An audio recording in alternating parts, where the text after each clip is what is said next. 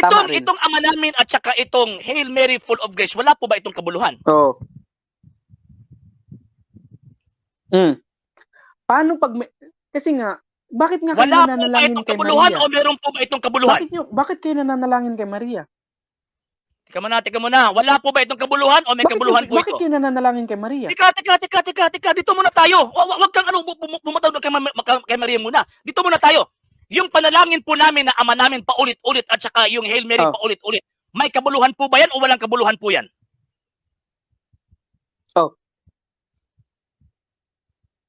May kabuluhan yan. Ang problema lang, inuulit-ulit mo, ayaw ng Diyos na inuulit-ulit yung panalangin. Dapat isang beses lang, tapos. Yun. Sino may sabi isang beses lang? Sige nga. Ano yun? Sinong may sabi sa inyo na isang beses lang? Sige nga. Sinong may sabi na isang beses lang? Sino may sabi? Anong tata sa Biblia na isang beses lang? Ano ba ibig sabihin ng walang paulit-ulit, hindi paulit-ulit? Walang kabuluhan na. Ibabasahin mo nga ulit yung talata mo binabasa.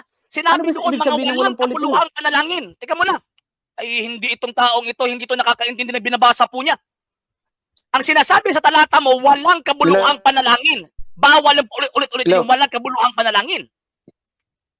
Ay, itong mga taong ito, may diferensya ito sa pagkakaintindi. Ay. Hindi. Ang nakasulat sa Biblia, pakinggan mo ko. Ang nakasulat sa Biblia, walang kabuluhang paulit-ulit. Hindi, walang kabuluhang panalangin. Hindi. So, walang kabuluhang paulit-ulit. So, kung uulit-ulitin po yung Our Father at saka Hail Mary, walang kabuluhan po ba yun? Pag duro-diretso, siyempre maririndi yung Diyos doon. Walang kabuluhan po yun? Walang kabuluhan po yun? Di ba tama? Hindi. Ikaw yung mali rito. Walang kabuluhan po yun? Bakit ulit-ulitin? Every minute. Yung pagsamba sa Diyos, Ama Namin, sumasalangit ka. Sambahin ang ngalan mo. Tika mo na. Tama yun? Sambahin ang ngalan mo. Mali yan? Walang kabuluhan po yan? Maiimpyerno kang gugol kung ganyan. Ano, ulitin yun ng 10 beses? Tika mo na. That words ay galing ng langit po yan. Tingnan na. Remember? Tingnan natin. Tingnan natin kung sino tingnan natin sa judgment. Tika mo na. Sa judgment day. Porong ka ng malalaman opinion natin yan kung sino yung maling Puro aral. lang opinion Hindi. Tingnan natin sa maling aral kung sino. Sinasabi mo, naligtas na ba si Soriano? Para sasabihin mo, tingnan natin. Wala pa. Kasi nga, mangyayari pa lang yan. Kami meron na Alam mo kung asan, mangyayari pa lang yan. Okay na. Mangyayari pa lang yan. So, at least, wala na. Sino sabi sa inyo mangyayari pa yan? After death, meron ng judgment. Mangyayari yan sa susunod. No. After death, meron ng judgment. Ano? Ayan. Ano yung gusto niyo naman patunayan? Pag may mabasa po ako na after death is judgment, aaminin niyo po ba sinungaling kayo? Pag may mabasa po Hindi ako. sa purgatorio yun Hindi. Pag may mabasa po ako, tingnan mo na. Pag may mabasa po ako sa Biblia, kapitulo at bersikulo, na after death is judgment, aaminin niyo po bang sinungaling po kayo? Sa purgatorio nga yan. Pero hindi yan yung tunay na paghukom. Hindi yan. Sa purgatorio? Dito sa Biblia po tayo sa Biblia. Biblia po tayo. Pag may mabasa po ako sa Biblia, na after death is judgment, aaminin niyo po bang sinungaling kayo? Ang daming mali talaga sa Katoliko, promise. So, nagising talaga ako. Nagising na lang talaga ako. Mali po yung turo ng Iglesia Katolika na after death is judgment. Sige. Mali o tama? Hello? Mali po ba ang turo ng Iglesia Katolika? Mali po ba ang turo ng Iglesia Katolika Apostolika Romana na after death is judgment?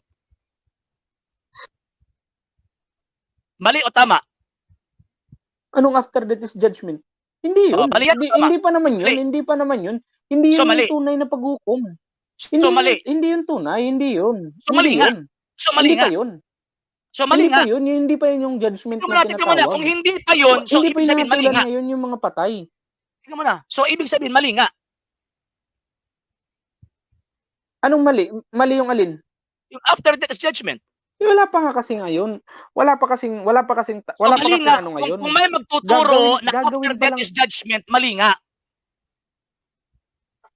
After death is judgment.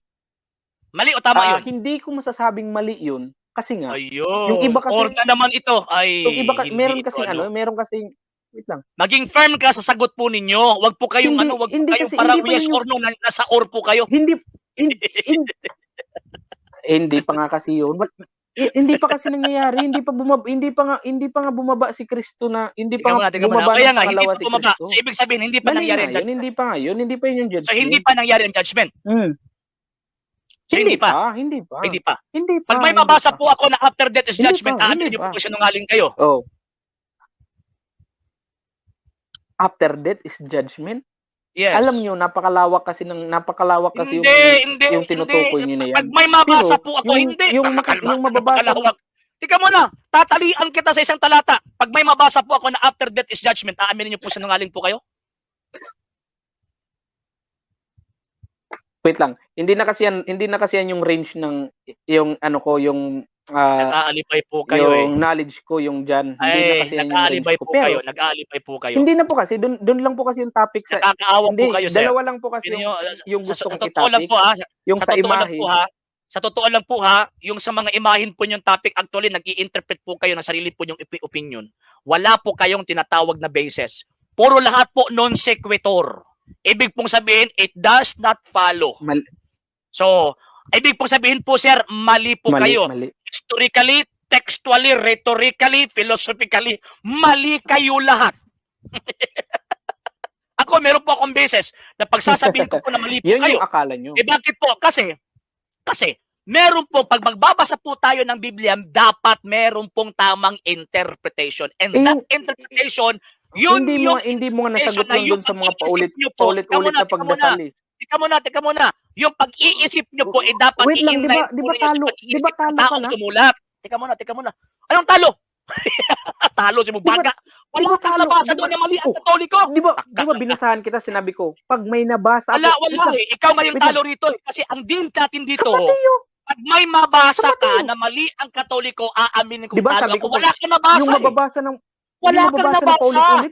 Sabi doon, walang kabuluhang paulit-ulit. Ang Our Father at saka Hail Mary, sabi mo, may kabuluhan yan.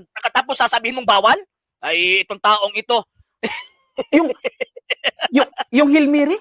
Yung Hail Mary? Opo. Yung Hail Mary? Yes.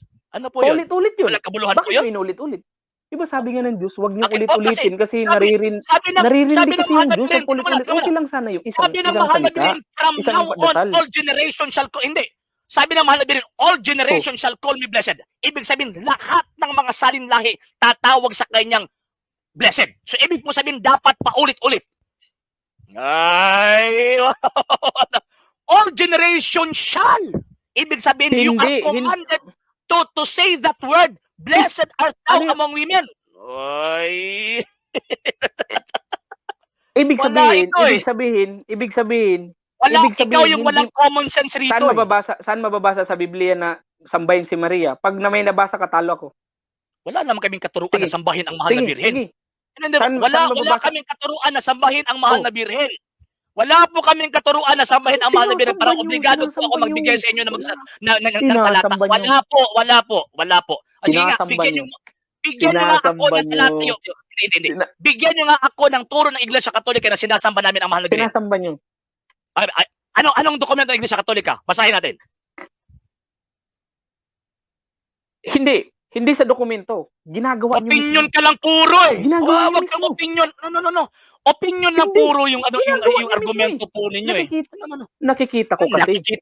Judgmental ka lang. Kung ano yung nakikita mo, sabi ng Panginoong Jesucristo, wag kang mangusga ayon lang sa nakikita mo. Ay. Wala kang ebidensya, wala kang basihan. Bakit? Dinadasalan niyo si Mama Mary. Dinadasalan niyo. Tinatawag niyo pa. Pray for us nga. Tinatawag niyo pa nga Mama si Mama Mary, di ba? Magkaiba yung nagpapatulong ng dasal at dinadasalan.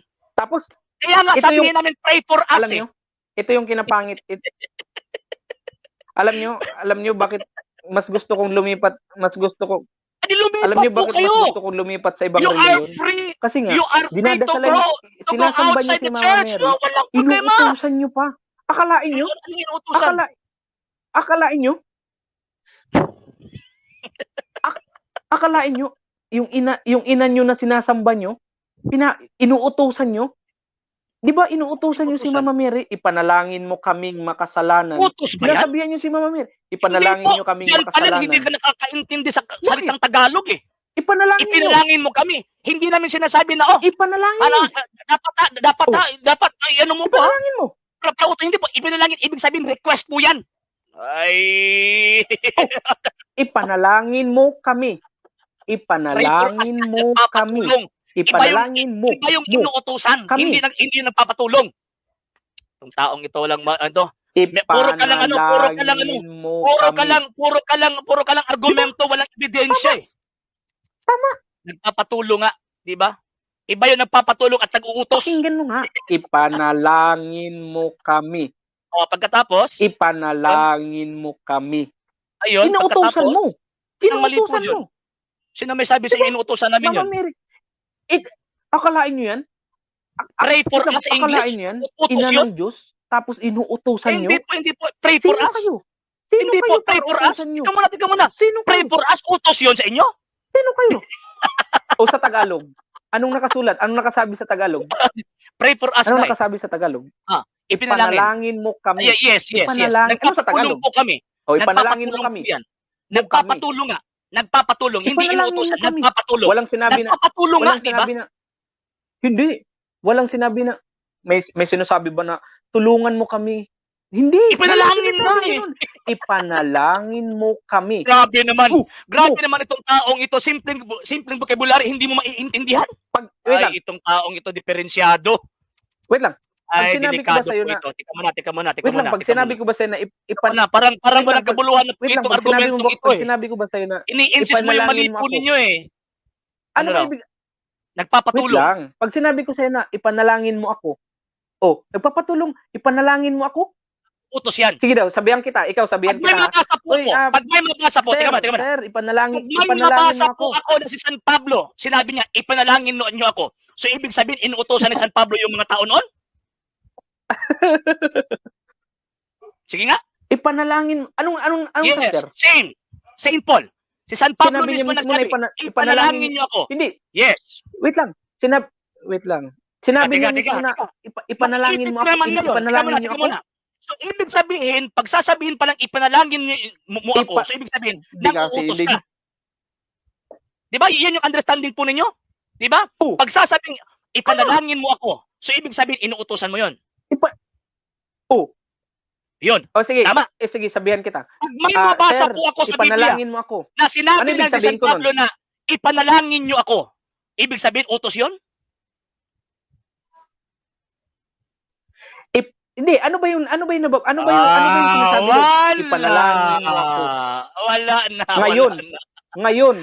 At magpakailanman. Wala itong pagkakaiba ni Wala itong pagkakaiba ni Lingas at saka ni Alinton, puro lang opinion. Puro lang opinion itong taong ito. Nakakaawa po ang tao pong ito eh. Puro lang opinion eh. Di ba? Ang dami-dami po nating hinahanap po sa kanyang mga dokumento pero hindi po Ay, wag niyo i-insist yung mali po ninyo. Talo kayo. Kayo po yung talo rito. Ang dami-dami po yung butas eh. Ang laki-laki ng mga butas na alam niyo sinasabi? Wala po eh. Kasi nga, nakikita niyo, hindi ako ganong kagalingan sa Bible. Pero, wait lang, ang dami-dami po ako kagalingan sa Bible. Wala sa Biblia at inaamin niyo po mismo na ang dami-dami yung mga sinasalita na wala sa Biblia. Dinadagdagan niyo yung nakasulat. Wala. Okay na. Paano nga pag binabasa ko na bawal yung paulit-ulit? Walang kabuluhan nga eh, di ba? Talo kayo. Yung wala pa ulit-ulit, walang kabuluhan po yun, di ba? Yan binasa kanina, di ba? Kaya nga tinatanong kita, yung Our Father at Hail Mary, may kabuluhan ba yan? Sabi mo, oo, merong kabuluhan. Pagkatapos, ibig sabihin, hindi pala bawal. Ay, itong mga taong ito, diferensyado. Ang ibig sabihin, walang kabuluhan. Wala na. Ulit-ulit. Wala na. Itong argumentong ito, opinion versus facts. Tapos ikaw pa yung magsasabi sa atin na talo, ay wala na po kayo. Okay? So maraming salamat po sa inyo, Mr. Rain. Wala na, tingnan nyo, di ba? Ang dami-dami mga dokumento inilalatag pagkatapos, ayun, puro personal interpretation, nakakaawa naman po. Ito po yung ito po ba yung style po ninyo ng mga tinatawag na depensor na Elisoriano? Iniintindi ang Biblia pagkatapos dinadagdagan pa? Ay, diferensyado itong mga taong ito. Di ba? O, tingnan nyo, di ba? Ang dami-dami nandito. Sinasabi, wag mo na yan patulan, ganito, ganyan. Hindi, pinapatulan po natin yun. Bakit po? Kasi pumapasok po sa program po natin. Pero again, puro lang opinion. Hinahanapan po natin ng ebidensya, hindi makapagbigay ng ebidensya. Kahit isang page sa Biblia, wala po eh. Wala po. Sabi niya, mali ang ribulto. Ang Diyos na paggawa ng ribulto. So, yun, nahihirapan po siyang ma-connect po yun. So ngayon, sabi niya, walang problema sa Diyos-Diyusan. Pagkatapos sinasabi niya, yung mga ribulto ng mga Katoliko, Diyos-Diyusan po yan. Sino nasabi sa inyo? Anong dokumento sa Iglesia Katolika, Diyos-Diyusan po ito? Wala. Puro opinion. Yun, tumakbo po siya doon sa Tumakbo po siya doon sa tinatawag na paulit-ulit. Ang sinabi doon, merong adjective eh. Ang sinabi ng Panginoon Kristo, walang kabuluhang paulit-ulit. Kaya nga po tinatanong natin siya, na ito bang Our Father at saka Hail Mary, ano ba ito? May kabuluhan ba ito o wala? Sabi niya, may kabuluhan. So, ibig sabihin, hindi pala ito bawal. Kaya nga, ipinagpatuloy po natin sa verse 9. Sabi ng Panginoon, kung magdadasal kayo, ito ang idasal ninyo. So, ibig sabihin, dapat sundin natin yung sinabi ng Panginoon.